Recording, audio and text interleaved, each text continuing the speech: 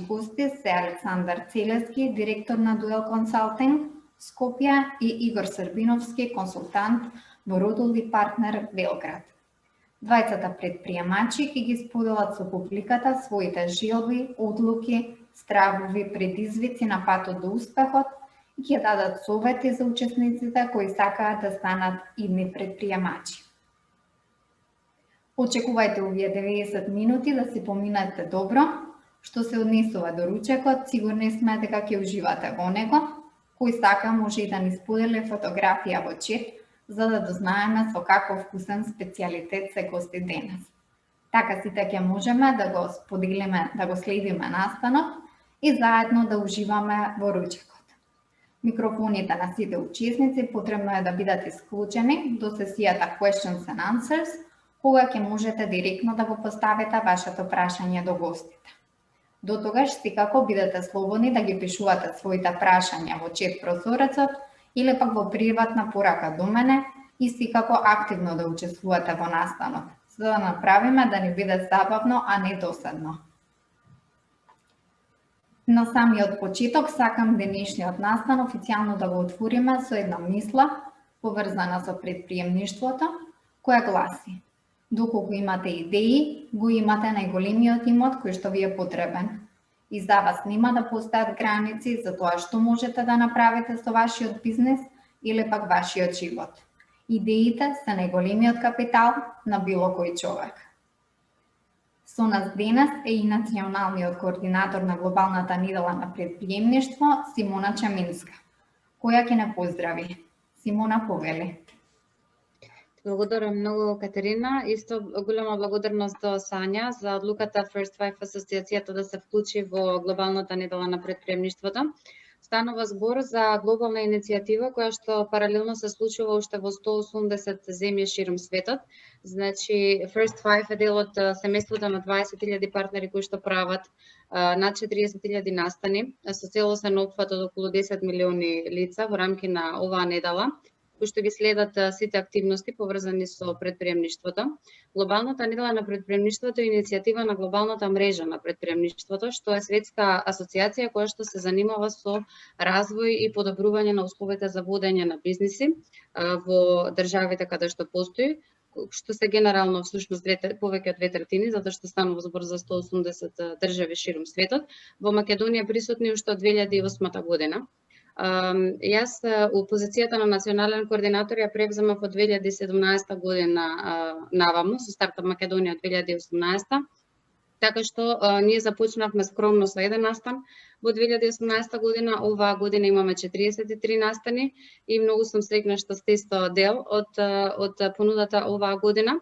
Секоја година иницијативата има глобални теми кои што ги избира самата мрежа на предприемништвото како теми на кои што треба да се осврне неделата, меѓу кои и поттикнување на предприемачки вештини во рамките на формалното и неформалното образование, потоа поттикнување на соработка во екосистемот помеѓу организациите за да се овозможи полесно скалирање на бизниси за предприемачите, инклузивно предприемништво со посебен таргет на жени и млади, како и креирање на политики во соработка помеѓу граѓанскиот, академскиот, приватниот и јавниот сектор со цел носење на поквалитетни политики.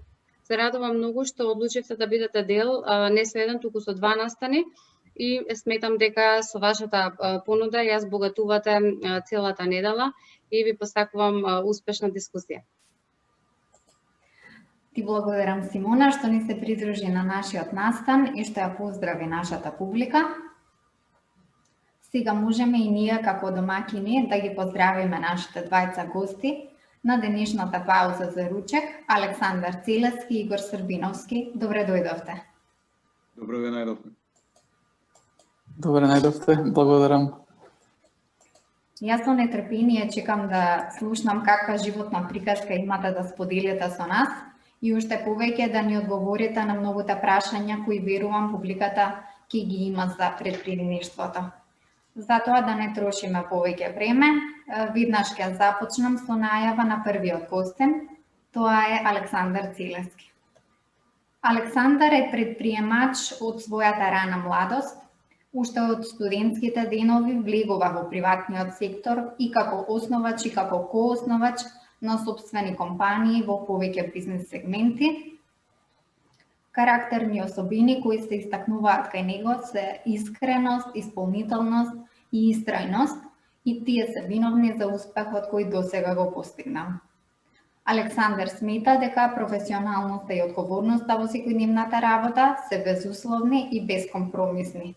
Исто така, смета дека тие треба да бидат надополнети со етички пристап вграден во активностите што ги извршуваме со цел да дадат посебна вредност и за клиентите и за соработниците. Посебна рутина и навика нема, сака да е слободен и работниот ден да го проживее онака како што ќе донесе секојдневието. Александер, виртуелниот микрофон е во твои раце, повели. Благодарам. Искрено и срдечно ве поздравувам сите присутни на денешниот настан. Благодарам за можноста да бидам дел од оваа пауза за ручек со предприемачот. Благодарам на поканата од страна на Feist 5 и на целосната соработка во однос на организирањето и припремањето на денешниот настан и сето на што претходеше за да бидеме денеска присутни тука. Воедно, Катерина, благодарам и на убавиот воеден збор и она како ме најави или представи пред денешните гости, слушатели или публика која што е присутна со нас овдека денеска.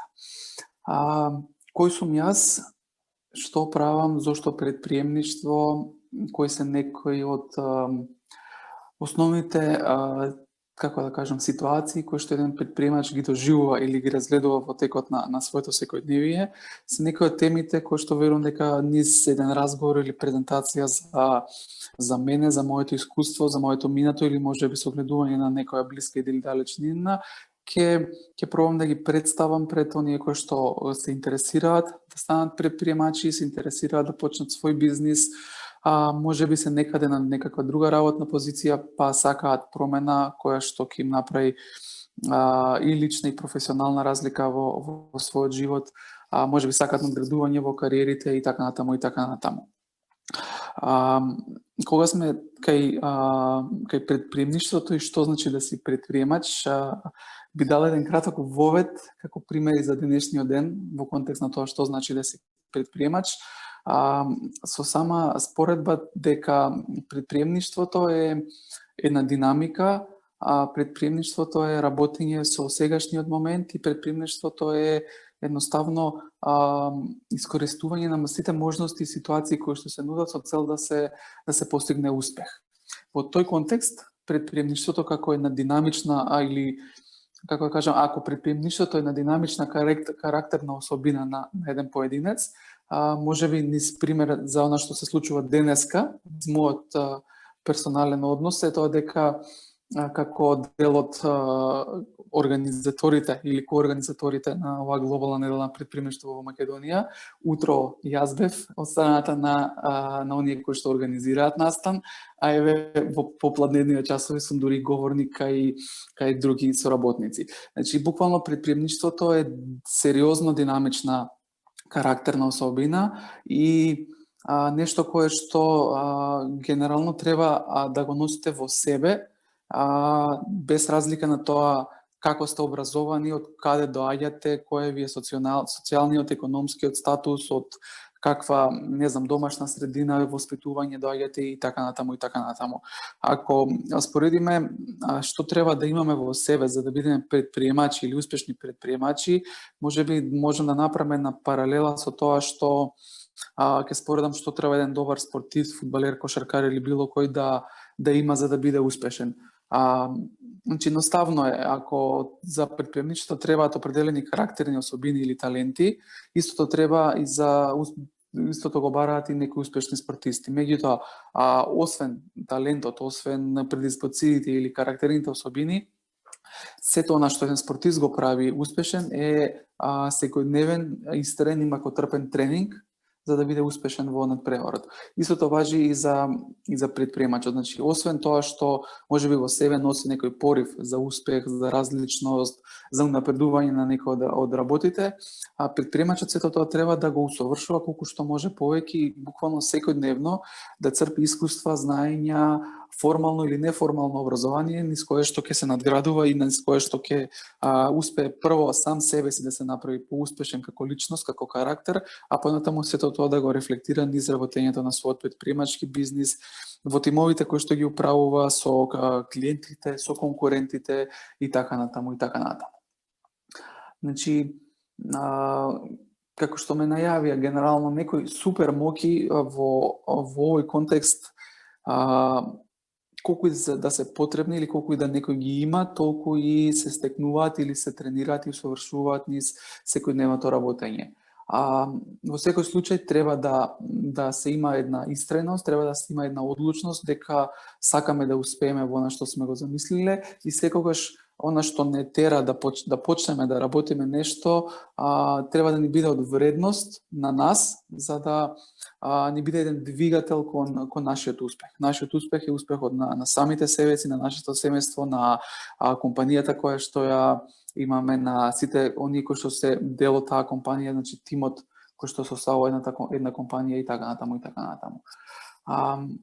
Ако се тоа го некако гледаме низ призмата на тоа дали некој одлучува да стане предприемач и зошто некој се одлучува да стане или како некој се одлучува да стане предприемач, тогаш можеби малку се ограничуваме во аспектот кој што одговорот ќе го понуди, затоа што нема едноставен одговор или нема дефиниран одговор како правило дека е тоа така и ако е така, треба и некој друг да го доживее истото или да се води по таа дефиниција, едноставно да се нарече себе си дека е предприемач. Предприемништвото и предприемачот е нешто кое што буквално нема почеток и крај, барем јас така осеќам, значи нема одлука, нема датум кога почнуваш или зошто стануваш предприемач. Јас до сега сум искусил дека нема идеално време за почеток на нешто, нема идеална средина за почеток на нешто. Ситуацијата да почекам сега па да видам од први, да видам од понеделник или ред други работи, во оваа димензија апсолутно не важат.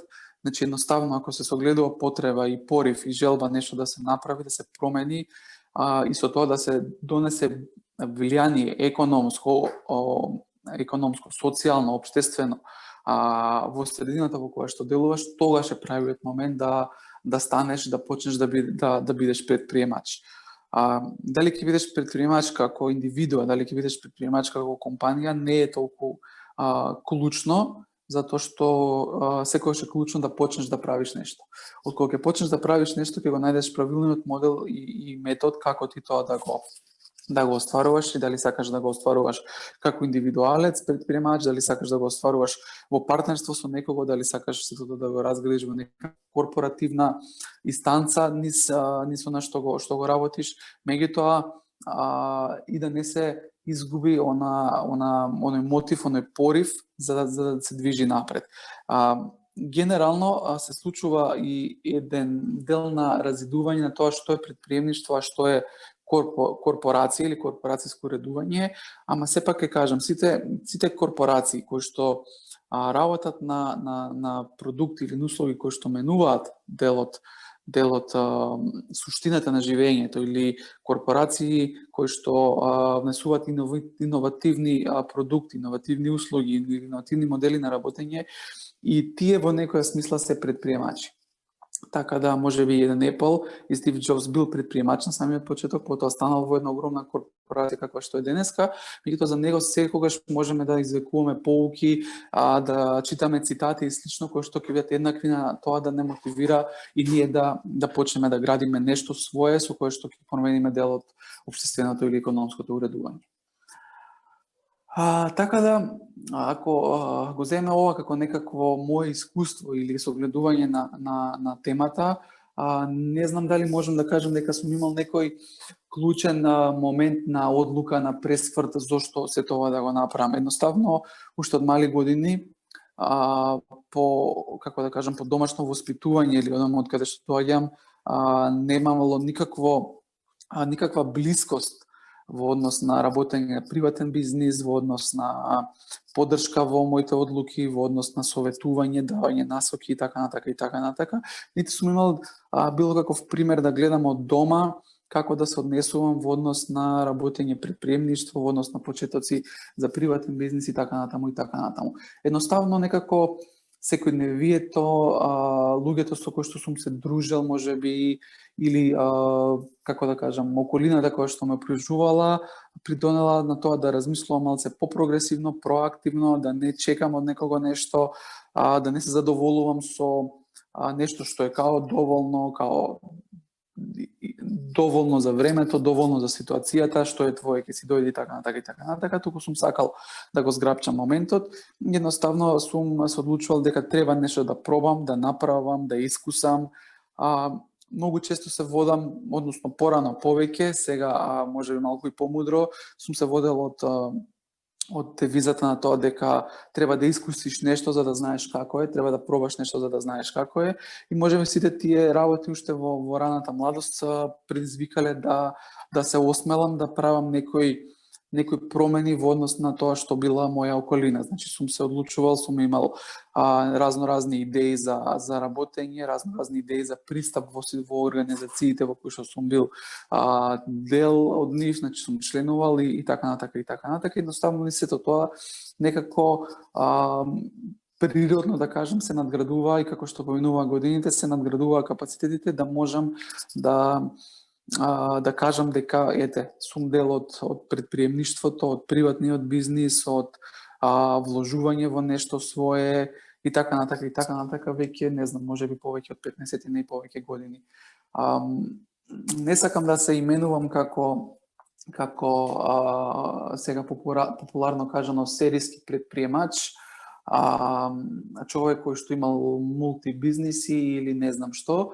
Повеќе го оставам тоа на луѓе кои што сакаат такви епитети. За мене суштинското е дека или си предприемач и сакаш да направиш некоја разлика во околина која што те окружува, или едноставно не сакаш, не можеш и сакаш да учествуваш во нешто што некој друг ќе го осмислува, во некакви други туги идеи и така натака.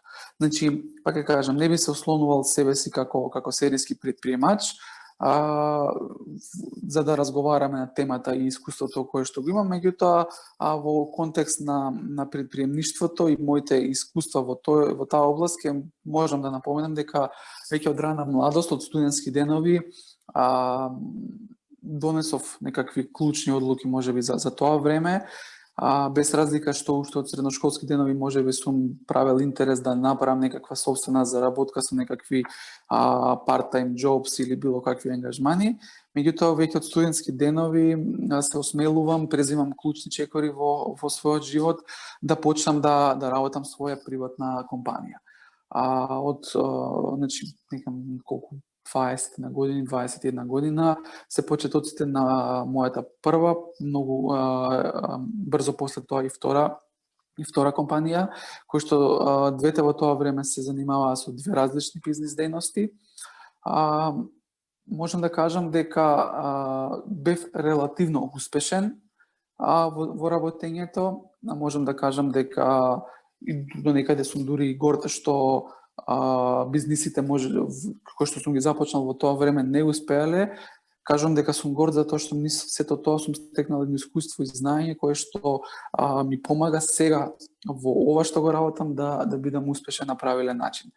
Дали во тоа време можеби преголемата храброст, детска незрелост или ред други фактори кои што не знам, преголема одлучност и така натаму, или пак можеби немање поддршка, помош или луѓе со кои што сум можел да се советувам подетално од типот на советници, ментори и така натака, придонеле да го почнам тоа што сум го решил да го почнам во тие години. После известно време на работење сум решил да ги затворам тие компании со одлука дека сето тоа не е во право време, на право место или можеби за правата клиентела за која што јас сум замислувал.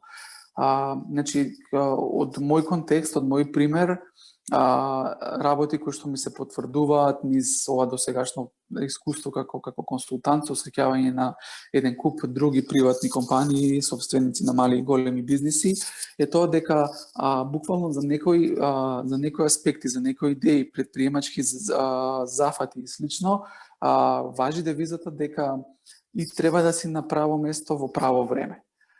Доколку не си, одлучи се како да го направиш своето прилагодување за да бидеш успешен понатаму, дали прилагодување, останување во истиот сектор, дали прилагодување и реорганизација по хоризонтална или по вертикална интеграција низ економското делување, меѓутоа мораш да се одлучиш што ќе правиш понатаму. Ако зборуваме за карактеристиките на истрајност и исполнителност, тоа се можеби карактерни особини или особености кои што треба да се ценат, треба сите ние да ги надградуваме и да ги имаме колку што е можно повеќе, меѓутоа и да не ги смешаме со тврдоглавост. Значи едно е да си истраен, а друго е да си тврдоглав. Ако гледаш дека нешто во твојот предприемачки зафат не е како што треба, ти биди истраен во тоа што сакаш да го постигнеш, меѓутоа направи едно согледување на целата слика, направи едно да кажам, советување, можеби види ги различните перспективи на тоа, истрај, меѓутоа не биди тврдоглав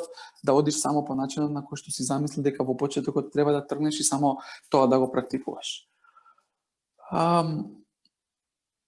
Така да, сметам дека тоа мое прво предприемачко или некои први серијски предприемачки искуства во младите години придонесоа да се охрабрам, да научам освен од делот на што значи да остваруваш идеи кои што ги имаш, да научам многу повеќе и за бизнис односите, значи за однос помеѓу клиент и не знам, купувач и добавувач и ред други работи кои што во еден економски циклус на работење на компанија ги има.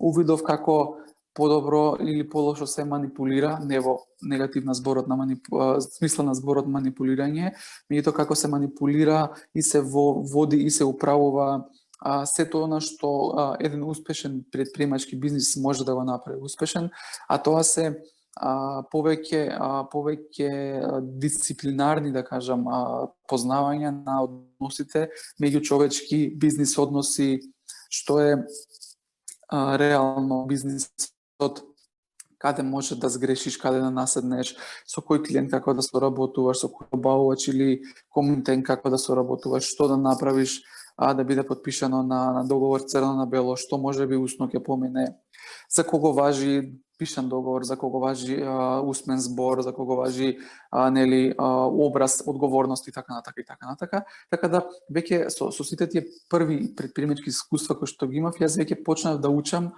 сето она што не го знаев затоа што не доаѓав од средина која што е блиска или во која што имала некакви си приватни бизниси или предприемачки бизниси. Кажувам, доаѓам од сосем различна домашна средина и сите овие работи за мене беа непознати се додека јас лично не се вклучив во сето, не го искусив.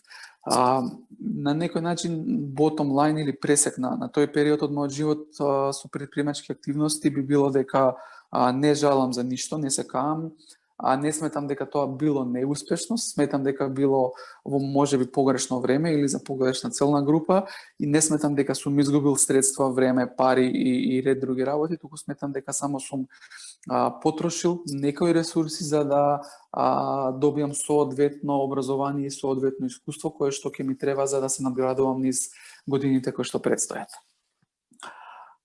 Сега, ако сето ова го поврзуваме со зрелост и незрелост, со упорност, со идеи кои што сакаме да ги реализираме и така натака, или ако предприемништвото низ оние многу бројни дефиниции кои што може да ги сретнеме наоколу, го дефинираме на некој начин како и превземање ризик, апсолутно мислам дека превземањето ризик е нешто задолжително за оние кои што сакаат да остварат било каква идеја. И да не е тоа низ призмата на предприемништвото, доколку некој сака да оствари своја идеја, апсолутно мора да превземе ризик. Без превземање ризик нема успех.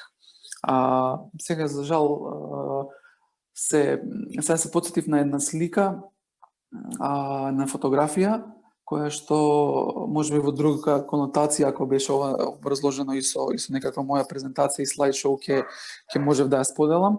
Меѓутоа се потсетувам на фотографија во која што гледаме молив кој што е скршен и под кој што стои цитат кој вели дека доколку не работиш, не можеш да сгрешиш и да се истосиш, ќе бидеш совршено наоштрен молив, меѓутоа зошто? Само ќе останеш совршено наоштрен молив. Без превземање активност, без превземање ризик и без едноставно отупување или кршење на моливот за да повторно се наоштри, нема успех во ништо, најмалку во предприемништво. Така да апсолутно мислам дека превземањето ризик е нешто кое што оди рака под рака со основање на собствен бизнис, со реализирање на собствени идеи и со дефинирање на сам себе си како предприемач. Сега, дали ќе дефинираме дека до сега сум се откажал од свој бизнис, или можеби сум одложил, или сум рекол дека сега не е право време и право место, па сум ја затворил таа компанија и ја чувам идејата за подобро време, е знак прашање, ќе видиме како ќе се одвиваат работите. За сега, за едната компанија дефинитивно одлучив дека не би сакал да навлегувам повеќе во тој бизнис сегмент, за другата се уште стои на некој начин како опција дека можеби е изводливо да се интегрира сето тоа на начин кој што тогаш сакав да го интегрирам, можеби сега веќе со поунапредени методи на работење, меѓутоа се уште тоа стои на некој начин во фиок и не сум се одлучил да го реактивирам. Сигурен сум дека ако ми дојде малку слободно време, можам повеќе се посветам кон тоа, би пробал и повторно да изанализирам, да видам дали е можеби сега подобро време, дали јас можеби подобро знам да работам, сум стекнал поголемо искуство и да се одлучам дали ќе се нафатам уште еднашка да го правам тоа што сум почнал да го правам пред години.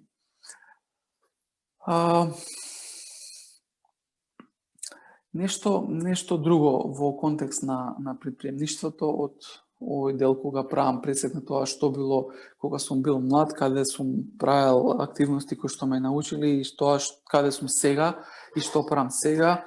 Како превод може да биде повторно едно, да кажам, учество во предприемачки циклуси и процеси во кои што се одлучив може малку ризикот да го сведам на поблаго ниво и да речем дека имам некои работи кои што треба да ги усовршам, па во меѓувреме се одлучив да делумно своите идеи, меѓутоа и своите знаења да ги надградам низ работење во неколку приватни компании, големи и мали, се со цел да стекнам едно искуство кое што ќе ми даде предност да можам да определам во мојата иднина, значи со гледано со тогашни очи, да определам во мојата иднина што значи да си дел од корпорација, што значи да си дел од голем бизнес, од голема компанија, како таа машинерија работи, како запчениците таму се подмачкуваат за да функционираат добро, и што значи да си дел од мала семејна компанија,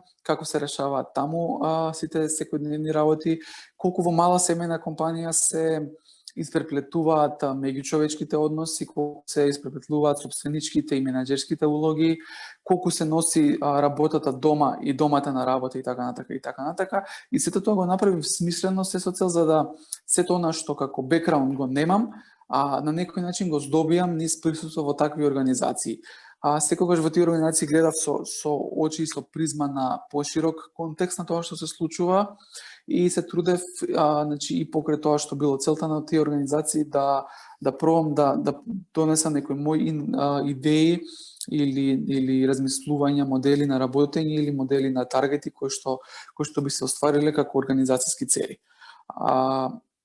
И во тие периоди каде што бев член два пати на големи компании од корпорацијски контекст и два пати во мали семејни компании од по неколку години, сватив како треба да се однесувам јас кога повторно ќе започнам да работам нешто свое. Буквално од секогаш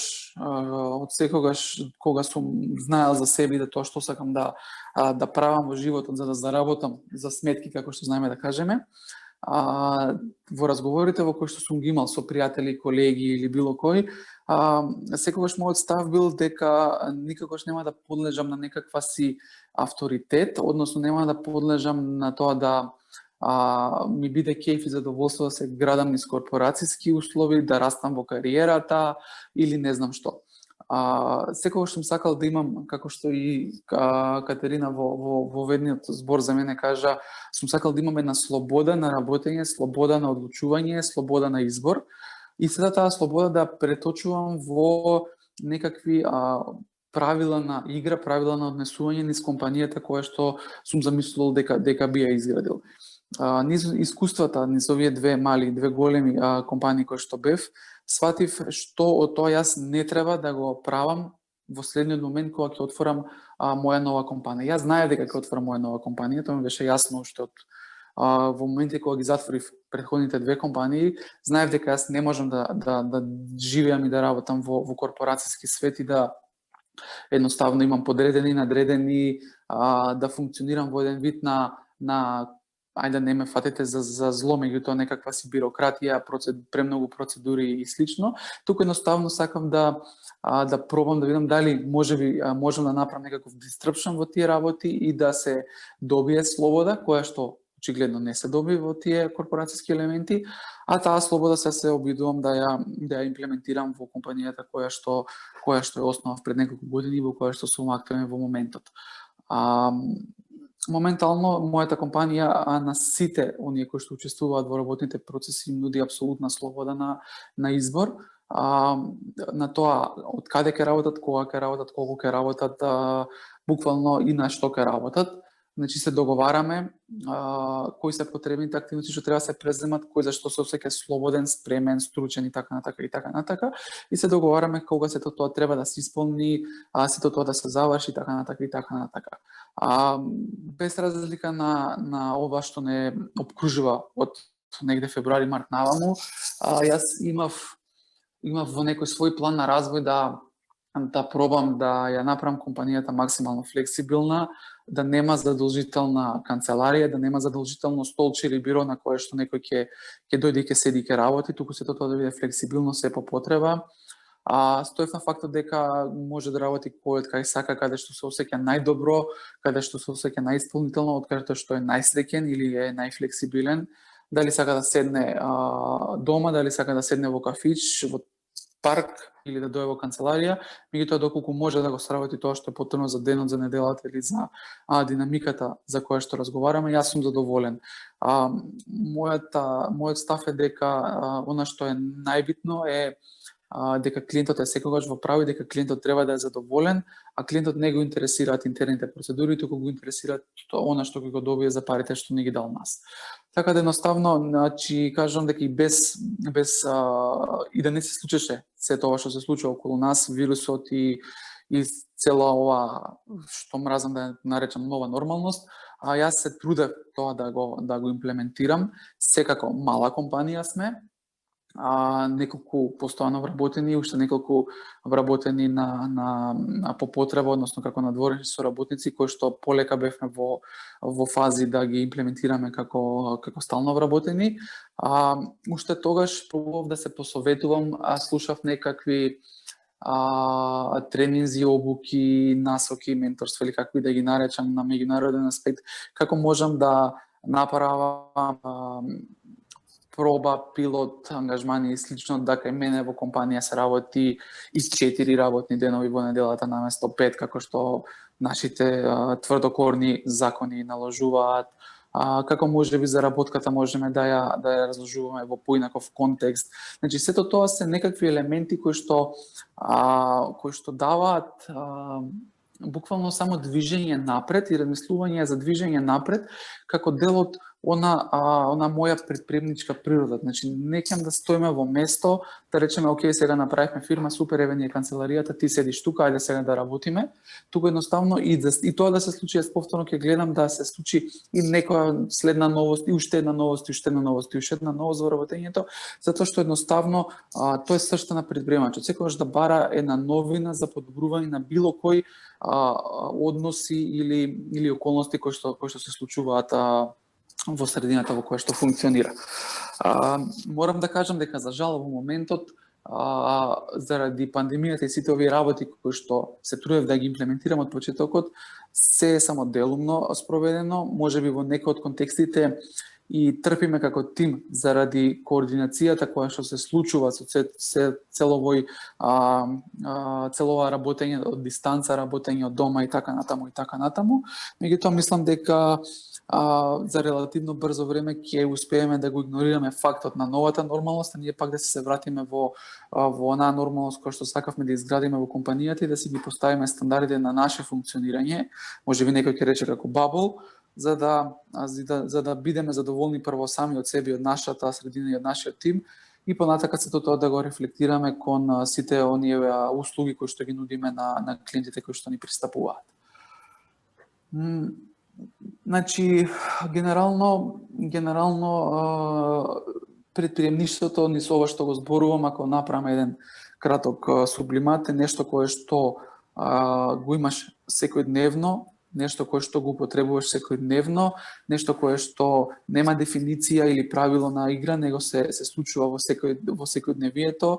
Предприемништвото е преземање секојдневна активност на промена на секојдневието, на рутината, на навиката, се со цел за да бидеш сам себе си подобар, да биде подобар твојот тим, да дадеш подобра услуга на клиентите, а кога веќе ќе дадеш подобра услуга кон клиентите, можеби ќе рефлектираш да и клиентите бидат подобри и позадоволни, можеби ќе рефлектираш конкурентите да следат нешто тоа што ти го применуваш, па понатаму и они да бидат уште подобри во своето работење, и едноставно сите како една целина која што формира екосистем на бизнис, на како да кажам, пазарно општество, направиме едно градење напред и одиме со поголеми чекори кон градење на нашето општество, на нашата бизнис околина, и да бидеме поуспешни и поконкурентни на домашниот и на странскиот пазар.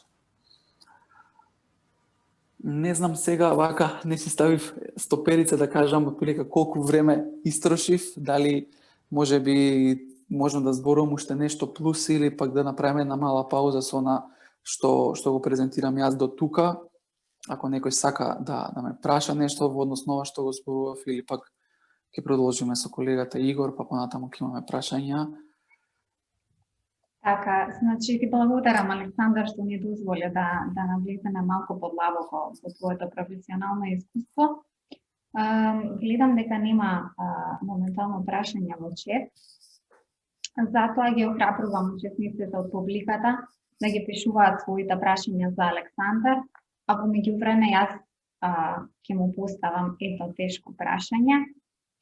Александар, дали да се биде предприемач влијае на односите со пријателите и семејството и на кој начин?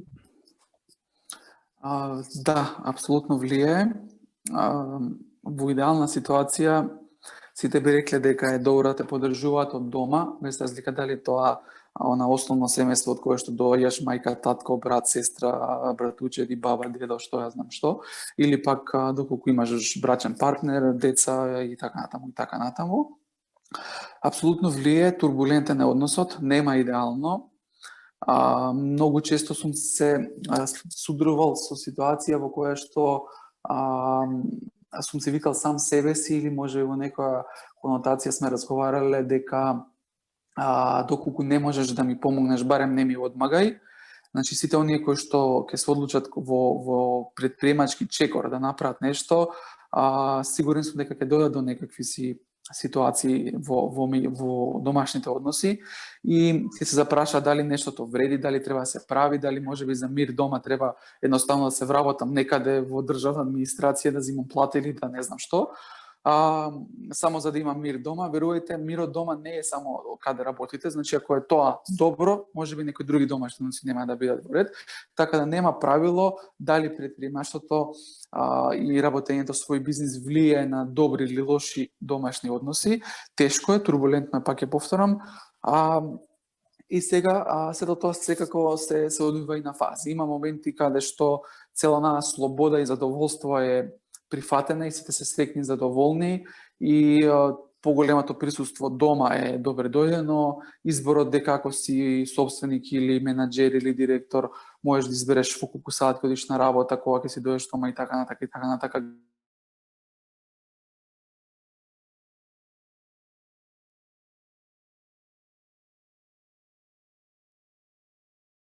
Едноставно може да се случи да бидеш отсутен од дома подолг временски период. Ќе се заглавува постојано, да речеме, во некој континуитет од неколку денови до касно навечер. И може би во почетокот сето тоа ќе биде добро прифатено, па понатаму некогаш ќе ти преречат зашто тоа се случува. Така да нема правила, сите тие односи и работи едноставно повторно се динамични и све е релативно, како да кажам, све зависи од тоа како и ние ќе си се изградиме, затоа зборував неколку пати како личност, за да ги поставиме односите со сите оние кои што не обкружуваат на правилен однос. Ако и дома ја да кажам разложиме добро својата идеја и желба што сакаме да постигнеме и колку е тоа за доброто и на домашните, и на фирмата, и на општеството, и така натаму, и така натаму. Ако се работи со добар договор, добар план, добар консензус, да кажам, тогаш мислам дека разбирачката нема да изостане и дека ќе биде присутна. Секогаш е добро да те поддржуваат од дома онолку колку што можат. Не ве охрабрувам никогаш оние кои што би се осудиле да направат чекор во предприемништвото, да побараат безусловна поддршка од дома и да речат сега ти ми рече дека ќе ме поддржуваш, па зошто вака ми правиш и така натака и така натака. Значи едноставно земете од дома онолку поддршка колку што можете. Поддршка од време на помош во некои работи, разбирање, не зборувам за финансиска поддршка од дома, туку ваква суштинска поддршка и понатаму едноставно бидете присутни и разговарајте за сето на кое што во секојдневието ве обкружува, за да бидете сватени домашните и да не ве условно кажано закочат во на што сакате да го остварите. Сум се среќавал и со екстреми каде што луѓе се забораваат во тоа што го прават и буквално ги игнорираат сите домашни потреби. Сум слушнал луѓе кои што се горди дека си отишле од матурската на детето затоа што имале многу важен деловен состанок. Сум слушнал ред не знам, секакви приказни кои што дури не може да ги замислите, можеби некој од вас. И тоа сметам дека е погрешно. Тоа е еден екстрем кој што според мене не задоволува колективна свест и колективно задоволство за придонесување на растот и на надградувањето на самите себе си, на околината и на буквално целото наше општество. Така, Александар, во меѓувреме имаме уште едно прашање од Симона Чаминска. Симона веле, дали сметате дека македонскиот екосистем нуди поддршка за развој на други предприемачи, а и дава поддршка на помалку искусните? Тука мисли особено на организациите од екосистемот кои треба да помагаат на предприемачите да ги скалираат своите бизниси. Да бидам искрен, да, сметам дека македонскиот екосистем во зависност од тоа дали ќе можеме да го разградиме на повеќе сегменти од типот на микро и мал бизнис, предприемништво, малце поголеми компании од типот до средни предпријатија и најпопуларно во последно време стартапи. Значи, ако сето тоа го расчленуваме како екосистем со помали сегменти, мислам дека за сите од овие ентитети кои што го сочинуваат екосистемот има поддршка и можат предприемачите да се осврнат и да побараат некакво стручно мислење, поддршка, помош, насока и така натака во однос на тоа што го развиваат. Постојат разни модели, разни механизми како се тоа да се случи. Значи, постојат организации на база на државно ниво, постојат приватни компании кои што учествуваат во екосистемот, кои што нудат поддршка, постојат еден куп донаторски или програми на поддршка за развој на цел екосистем кои што поддржуваат повеќе видови на советодавни активности, директни од нивна страна или индиректни преку поддршка за консултанти кои што може да ве советуваат како подобро да работите во предприемништвото, така да мислам дека одговорот би ми бил да, има поддршка. Сега ако прашањето дали се тоа може да биде подобро, апсолутно да. И можам да кажам дека и колку можам, што се во секојдневието што го живеам, се трудам да отворам димензии, да отворам видици на тоа да ова буквално го надградуваме и го унапредуваме се повеќе и повеќе секојдневно, да оваа поддршка која што предприемачите може да добијат да биде уште подобра и уште поголема. Ти благодарам за твојот одговор. Очекуваме и други прашања од публиката за Александар Почет. Според сценариото, сега дојде на ред и најавата на нашиот гостин, предприемач. Благодарам и јас за времето. Тука сум за следни прашања до крајот на денот. Секако. Значи, дојде на ред и најавата на нашиот гостин, предприемачот Игор. Пред Игор да ни ја раскаже неговата приказка, јас накратко ќе споделам некои податоци за неговиот животен и професионален пат поминат до сега. Уште од најмладите денови Игор сам си го заработува својот джепарлак како менаџер на скопските популарни кафулиња во тоа време и како шанкер во дискотеките МНТ и Силекс. Стикнува искуство како радиоводител во скопското радио Вокс, а преку неговата радиоемисија Вокс Вокс успева да ја придобие тогашната тинеџерска популација. Джепарлакот од тоа време му возможува да патува, да спортува и да си дозволи се што му е потребно на еден млад човек. Инаку, Игор е дипломиран правник, магистар по меѓународна политика и магистар по сметководство и ревизија. Сите три дипломи има положено пред Универзитетот Свети Кирил и Методи во Скопје. Покрај тоа, Игор има стигнато и меѓународно признаени сертификати од областа на корпоративното управување и маркетинг комуникациите.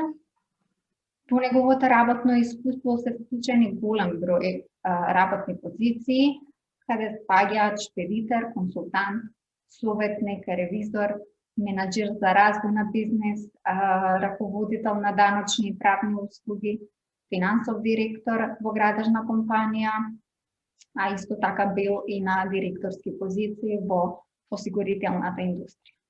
Што се однесува до неговиот приватен живот, Игор е фамилиарен човек, посветен на семејството и своите две деца, традиционален и искрен, има отворен пристап кон работата и луѓето со кои соработува, смета дека треба да бидеме подготвени секогаш да поставуваме нови цели, да не се откажуваме лесно, да учиме, да ги развиваме своите вештини и секогаш да креираме повеќе кариерни сценарија, бидејќи тие се скалите на патот до успехот.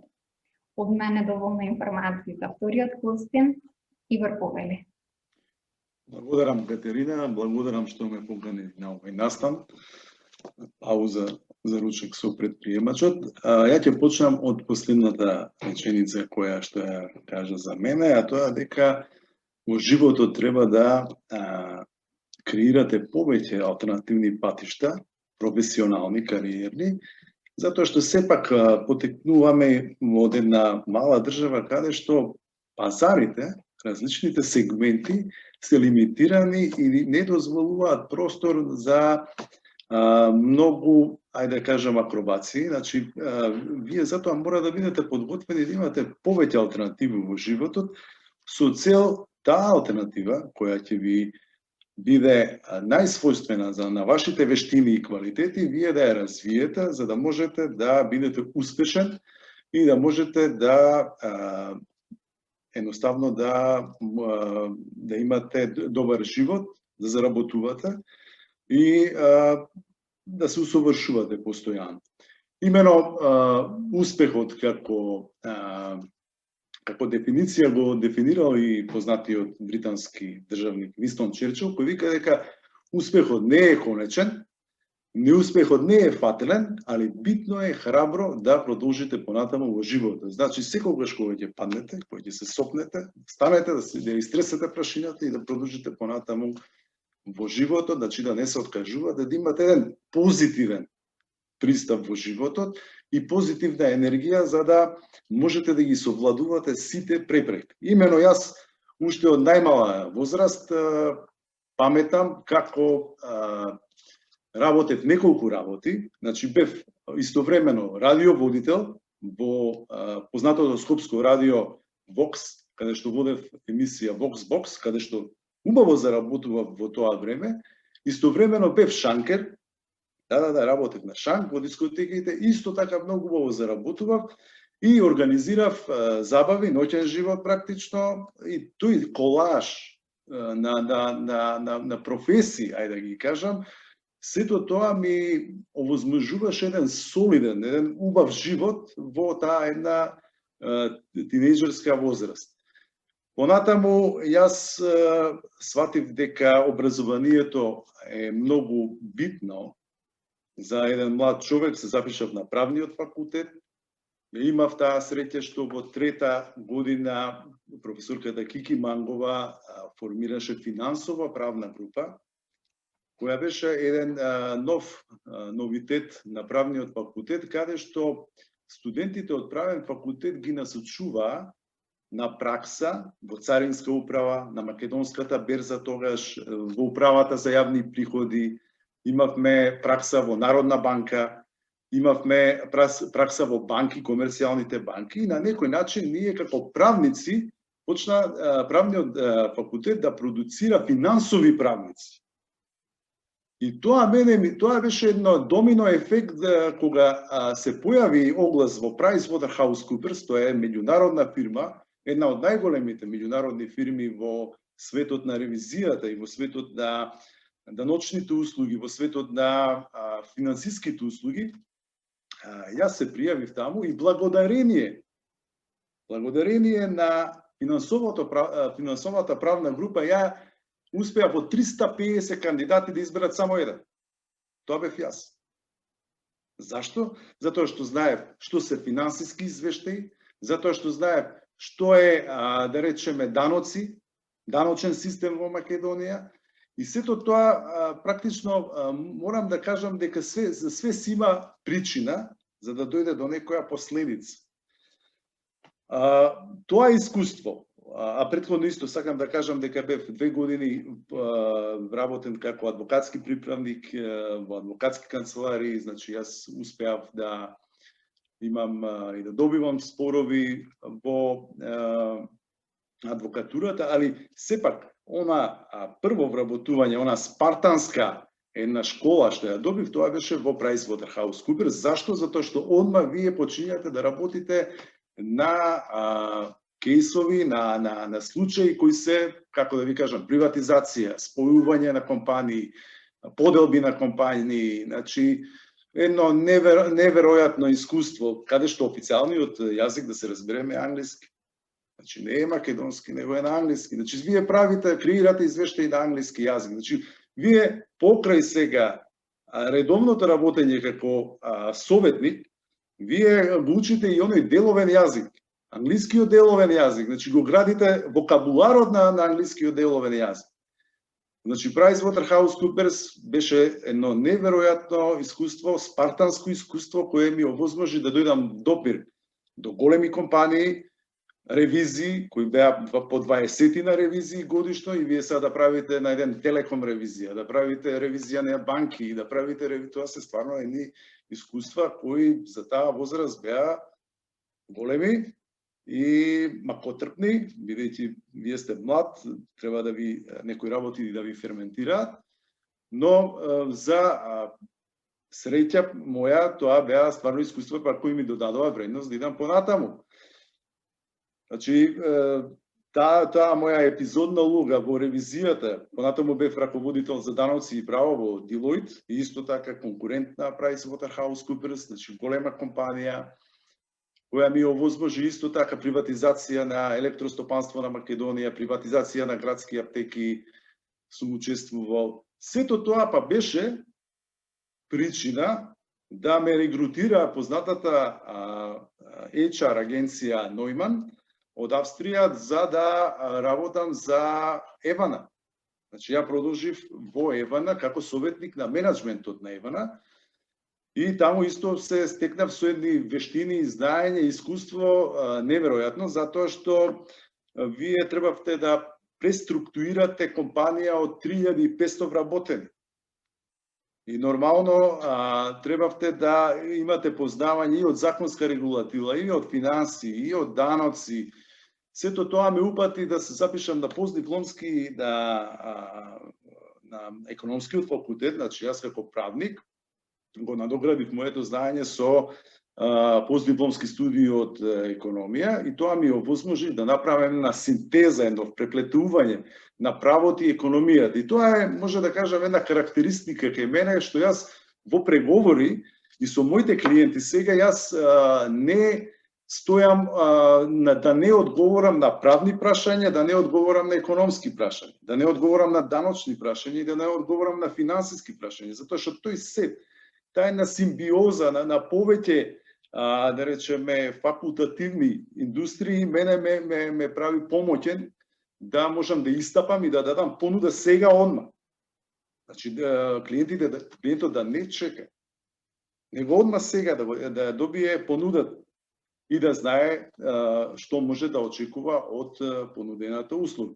Имено сега во моментов јас сум консултант, практично делувам од Белград на познатата меѓународна германска компанија Rodel & Partner, која има годишен turnover или revenue или приходи од 490 милиони евра, која планира и заради пандемијата малце се одложија работите да се отвори и Rodel & Partner во Македонија, каде што ќе ги покриваме сите оние даночни, финансиски, правни услуги за германските компании во Македонија. И морам да кажам дека навистина познавањето на јазици еве уште еден квалитет кој би ги поттикнал идните предприемачи. Значи, едно е кога вие настапувате со англиски јазик, а друго е кога настапувате со германски јазик на германски пазар и ги продавате вашите услуги. Или на француски пазар во Франција. Ја говорам и германски, и француски, и англиски. И тој сет, тие вештини, навистина ве прават производ кој влева доверба, сакаат да соработуваат со вас, затоа што сте брзи, ефикасни, економични, ефективни и практично тоа се некои елементи или карактеристики кои мене ме доведува до оваа животна ситуација. Во минатото сум имал и неуспеси, али брзо сум станувал. Брзо сум се исправал пред предизвикот. Имено имавме со брат ми отворено компанија за спортски подлоги. Бевме представници на познатата француска компанија Target. И имено не успеавме да ја афирмираме, да се наметнеме на пазарот. Продадовме само еден терен, а можевме да продадеме многу, но едноставно не го анализиравме доволно пазарот и не бевме доследни и истрајни. И ја би се надоврзал тука на еден познат американски државник, кој е Бенџамин Франклин, кој рекол не успевајќи да се подготвите, се подготвувате да не успеете. Значи секогаш треба да се подготвите, да анализирате до најситен детал и да се преиспитате дали можете тоа да го направите или не. Од моето искуство, позитивно, е секогаш кога сум знаел да речам категорично не, ова не иде вака, и цврсто да стоите на тоа не. Да, ќе ве чини, ама нема да ви чини честа и угледо. Да, ќе ве чини во кариера, ќе ве чини во напредување, али честа и угледо ќе си ја задржите и тој позитивен, тој чесен пристап ќе ви овозможи да бидете успешни. Друго, во однос на навиките, како ги стекнував, имено па се вработив во една од шпедитерските фирми во Македонија, бев шпедитер, како што ви кажавте и вие, и требаше да се станува секој ден во 5 сат наутро, за да се отиде на аеродромот во Петровец и да се почне со шпедитерските постапки. Значи, станувате во 5 сат наутро, идете до аеродром и почнувате да работите. И така, цела година и кусур, Значи, мене ми беше дисциплината и времето да бидете, да го организирате вашето време. Истовремено работев и учев. Значи, може тој комплот на разни примеси да ги организирате, ме научи да бидам многу економичен, ефикасен и ефективен.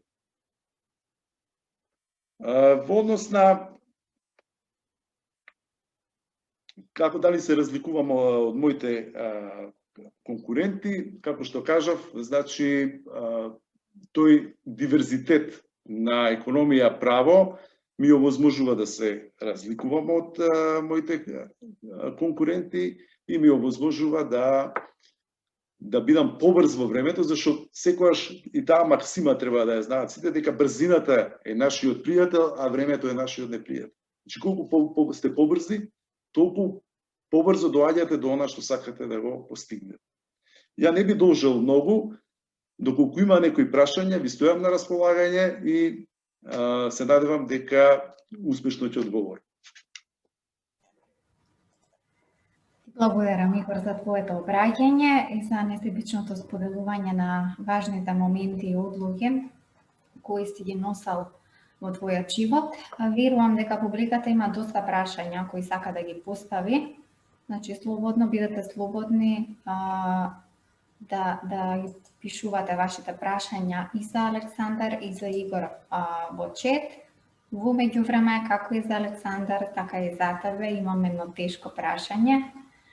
Игор, што не би жртвувал на патот до успехот? Секако не би го жртвувал времето кое го посветувам на моето семејство. Значи, моето семејство е непресушен извор на инспирација, на љубов, која ми дава една дополнителна енергија да секогаш во најтешките моменти се кренам и продолжам понатаму. Ти благодарам за твојот одговор. Бидејќи јас ви добив одговорите на моите прашања, следува да им отстапам простор и на учесниците од публиката, директно да ги постават прашањата кои ги имаат до нашите двајца гости. Ја отворам сесијата Questions and Answers. Секој што сака може слободно да постави прашање до Александар и до Игор.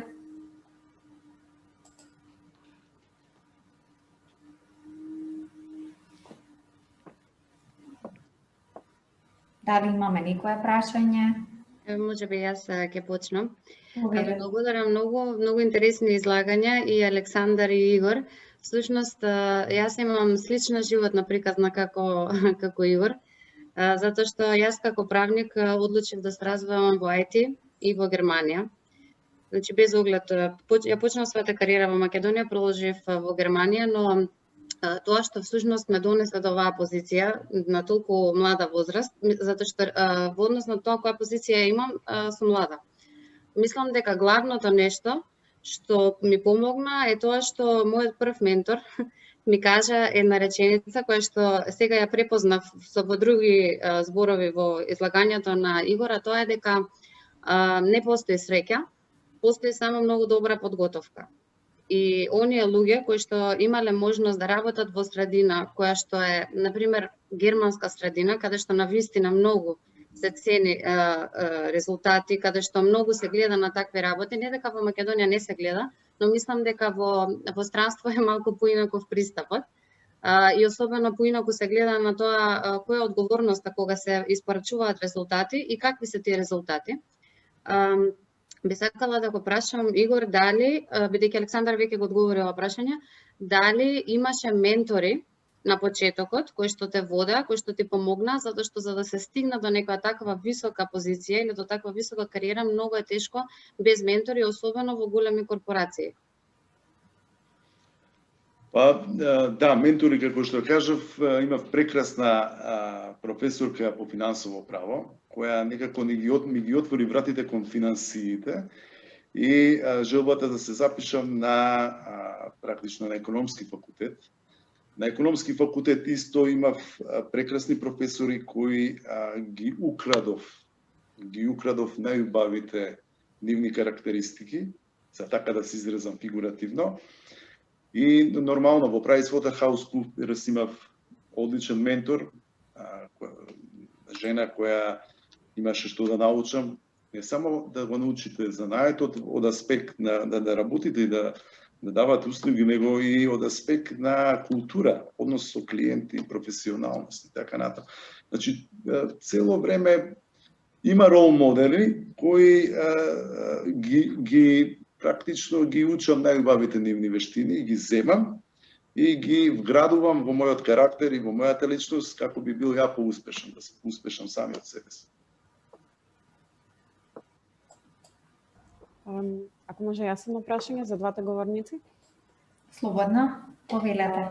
Да, ако можете, со еден совет да взбогатите еден од, да речеме, млад, надежен предприемач, кој што моментално е во почетната фазата на идеација од стартап заедницата, кај што работи на својата креативна идеја.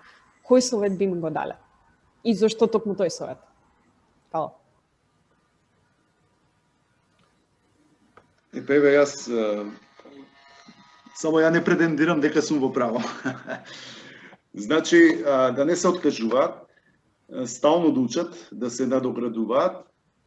Еве една ужа специјалност. Имате неверојатна можност да во делот на финансиите, како да бидете финансиски аналитичар, да се запишете на еден од универзитетите, мислам дека е American University, и има програма каде што вие можете со самото завршување да добиете 7 положени испити од ACCA. Тоа е меѓународен сертификат за сметководство. И веќе вие со 7 положени испити веќе ќе можете да дополагате уште 3 да добиете сертификат за меѓународен сметководител, тоа е асоциација од Лондон.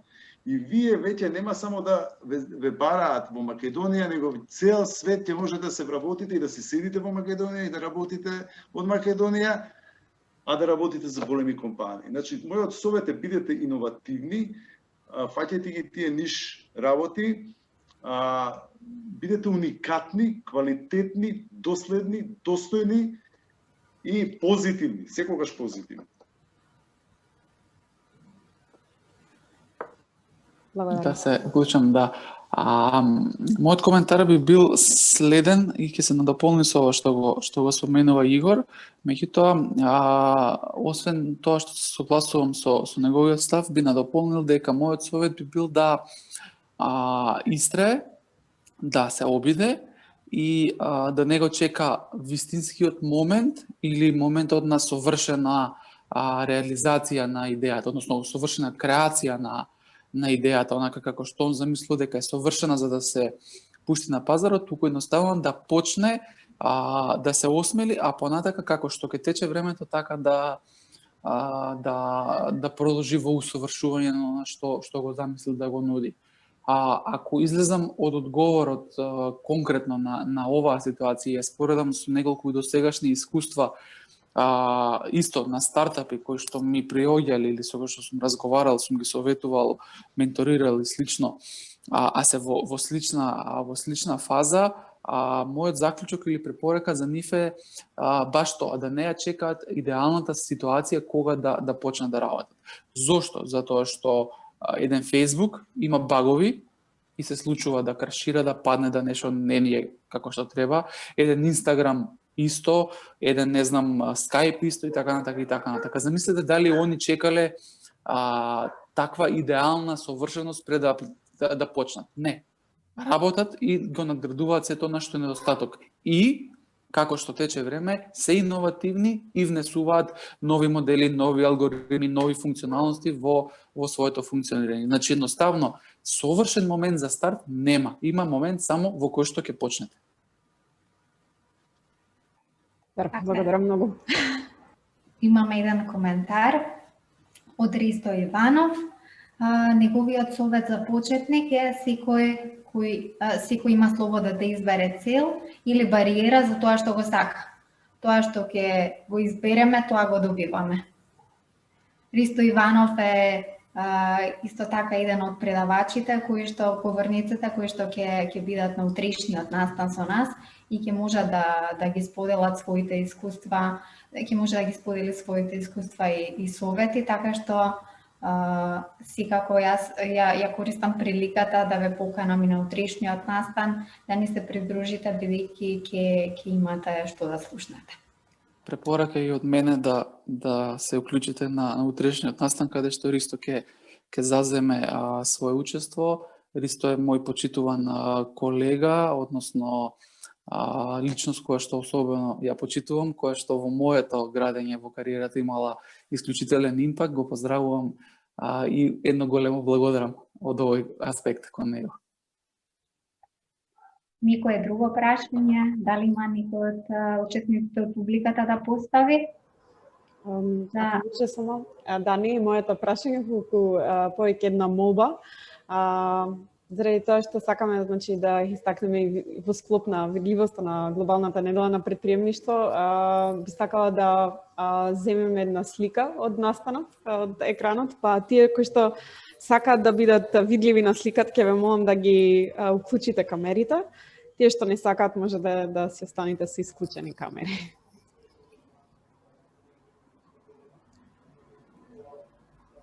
Добре.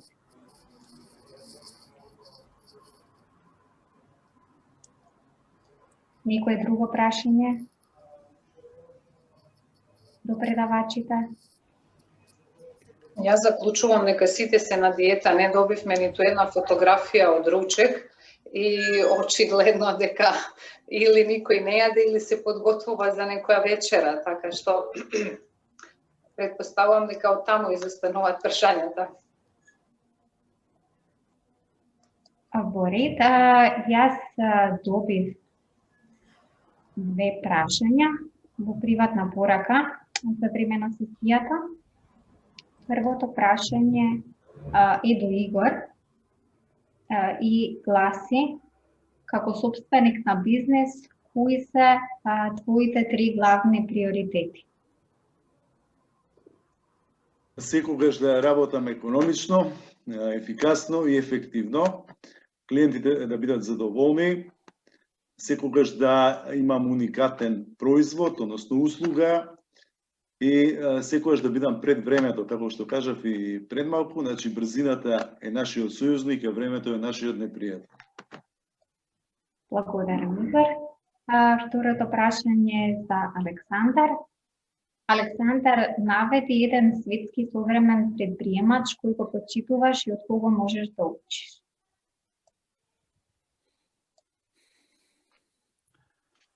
Ево, ова е дури потешко прашање од све што беше претходно.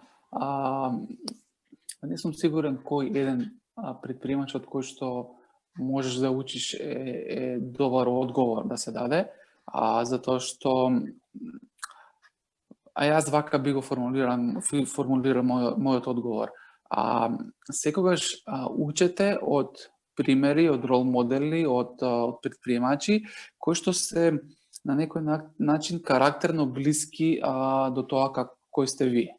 Значи, земајте и надградувајте во својот карактер од слични предприемачи кои што се карактерно блиски до вас, и едноставно со пресликување на тоа нивно искуство, нивни одлики, нивни односи, нивни ставови, и употребувајќи ги во вашето работење ќе станете успешни и ќе може да бидете задоволни со тоа што го работите. Дали е тоа Ричард Бернсон, дали е Стив Джобс, дали е не знам, било кој што е мултимилионер или обичен предприемач или обичен инвеститор или серијски инвеститор, не е битно каков епитет носи позади себе, туку едноставно каков карактер или каква карактерна особина има во работењето. Мене ми се свиѓаат луѓе кои што се послободни во своето однесување, луѓе кои што се безкомпромисни на еден начин за да дојдат до остварување на својата цел, затоа што тоа се луѓе кои што не се себични за да направат многу богатство за себе, туку тоа се луѓе кои што ако ја остварат својата цел ќе направат една добрина во нудење на пројдот или услуга од која што нели економијата или светот ќе бидат задоволни. Така да не знам, можеби некој ќе рече дека Тесла е иноватор, предприемач или како и да го дефинираме, меѓутоа он карактерно па бил нешто многу спротивно тоа што е денеска популарно. Ова е релативно. Земете го оној кој што, пак ќе кажам, кој што карактерно е блиску до вас, за да може да го земете како свој пример, кој што ќе го копирате, реплицирате или како да кажам, се со цел за да ви биде мотив или водич во вашиот успех. Благодарам, Александар. Имаме уште едно прашање во чет од Симона Чамилска. Дали може предприемачите да не ги споделат омилените книги или книгите кои им го промениле светоглед?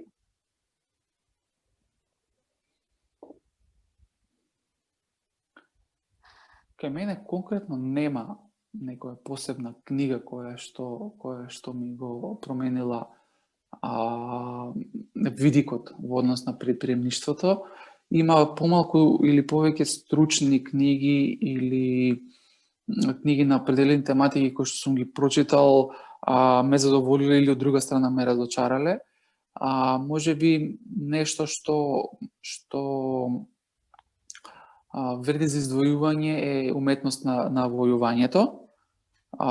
Книга која што е на некој начин не толку бизнис, меѓутоа е стратешко четиво, затоа што кај мене и бавото планирање, подготовка, како што каже Игор, или поставување на стратегија е секако од битно значење во однос на градењето на успех, така да тоа е една книга која што мислам дека е задолжителна за сите, верувам дека освен книги од стручна перспектива, кои што сега се на наплив огромен број само се предлагаат дека се добри за читање. Јас мислам дека баш напротив и во еден куп други книги може да се најде една нишка, една идеја, една иницијална каписла за потекнување, за градење на било каква идеја која што ќе донесе свој бизнис, идеја која што ќе донесе иновација и така натаму и така натаму.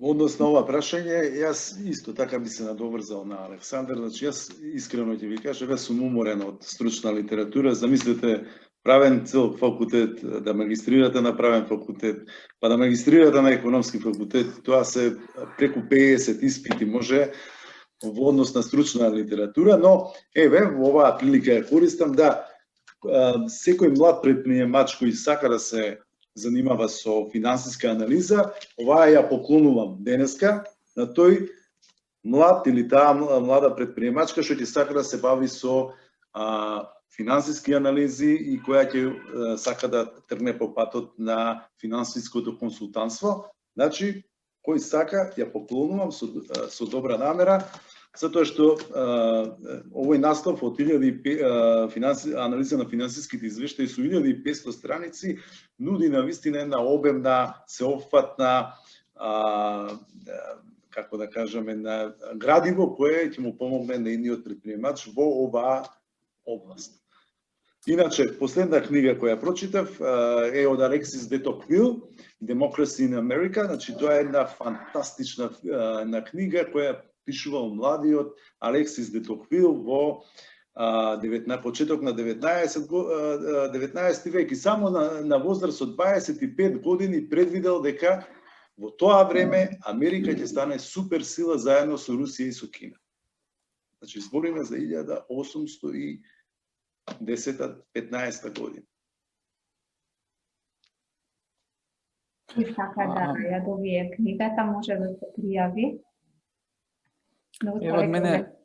Од мене уште една препорака книга која што читам во моментов, со големи паузи, да бидам искрен, меѓутоа можеби ќе биде исто така предизвик за оние кои што сакаат да оформат предприемништво своја компанија, стартап компанија или како и да е, нешто што ме поттикна на прашањето на Марија, значи луѓе кои што градат сопствена идеја во моментот. Книгата се вика Build to Sell, значи изгради за да продадеш на некој начин, и е од John Very Low, книга која вика Turn your business into one you can sell. Значи, креирај бизнис кој што понатаму ти ќе можеш да го продадеш или како поред услуга или како цел бизнис. Така да можеби и ова е нешто што вреди да се прочита ако некој буквално започнува да гради нешто, па да си создаде на подолг рок визија како сака неговата компанија да изгледа, за да биде атрактивна на пазарот за да се продае. Не мора да биде вулгарен контекст да се продаде, односно да ве откупи некој, туку може се тоа да се гледа низ призма на одење на берза, на инвестирање дополнителни фази во вашата компанија и така натаму. Благодарам за советот. Александар, значи кој сака да се пријави за книгата која што ќе ја подари Игор, може да остави свој телефонски број во чет и подоцна да го исконтактираме. Никое друго прашање дали имаме?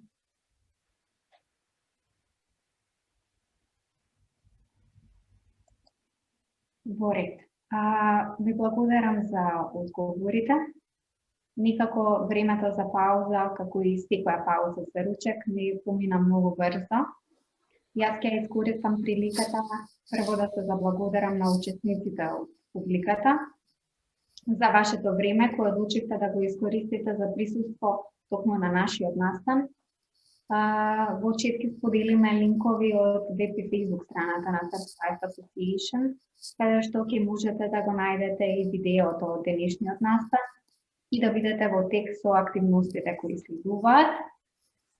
Можам да откриам дека во моментот се подготвува програма наречена Позитивен на тест за успех, која е наменета за започнување и управување на бизнис.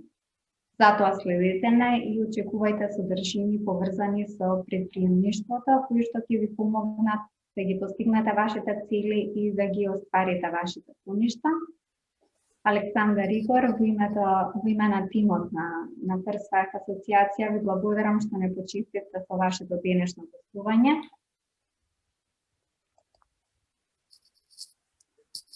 Ви благодарам на поканата. И јас на поканата и на шансата за учество на овој настан.